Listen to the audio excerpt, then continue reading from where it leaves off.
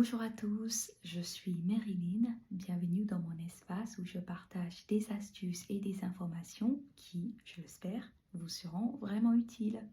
ပြင်သစ်နိုင်ငံကိုအကြောင်းမျိုးနဲ့ရောက်လာမဲ့သူတွေအတွက်လိုအပ်မဲ့စာရွက်စာတမ်းတွေကိုဘယ်လိုမျိုးဘာသာပြန်မလဲဆိုတာနဲ့ပတ်သက်ပြီးတော့အထောက်အကူဖြစ်စေမဲ့ information လေးတွေကိုဒီဗီဒီယိုလေးကနေတစ်ဆင့် sharing လုပ်ပေးသွားမှာဖြစ်ပါတယ်။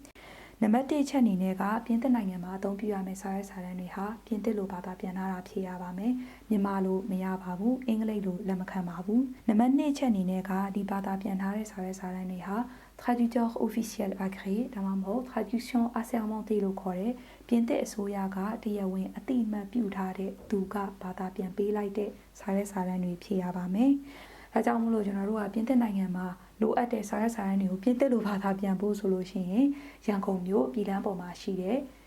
Institut Français de Birmanie ပြင်သစ်ယဉ်ကျေးမှုဌာနကိုတွားရောက်ဖို့လိုအပ်ပါတယ်။ပြင်သစ်အစိုးရအသိအမှတ်ပြုထားတဲ့ဘာသာပြန်ဟာအဲ့ဒီအကြောင်းမှာပဲရှိတာဖြစ်ပါတယ်။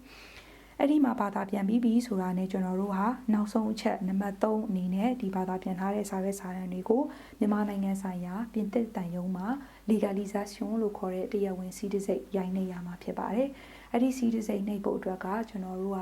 တန်ယုံရဲ့ website မှာသွားပြီးတော့ appointment ယူရမှာဖြစ်ပါတယ်။အဲ့ဒီအတွက်ကိုတန်ယုံ website link ကိုကျွန်တော်ရဲ့ comment box မှာထည့်ပေးထားပါတယ်။အဲ့ဒါတွေအားလုံးပြီးပြီဆိုရင်တော့ကျွန်တော်တို့ပြင်သစ်နိုင်ငံမှာအသုံးပြုလို့ရတဲ့တိကျမှန်ကန် down စေတဲ့ဘာသာပြန်ထားတဲ့စာရွက်စာတမ်းတွေရရှိမှာဖြစ်ပါတယ်။ဒါလို့ဆိုရင်တော့အားလုံးလည်းလိုအပ်တဲ့ information တွေပြည့်ပြည့်စုံစုံသိရမယ်လို့မျှော်လင့်ပါတယ်။နောက်ထပ်ဗီဒီယိုလေးမှာပြန်ဆုံတွေ့ကြပါမယ်။ À bientôt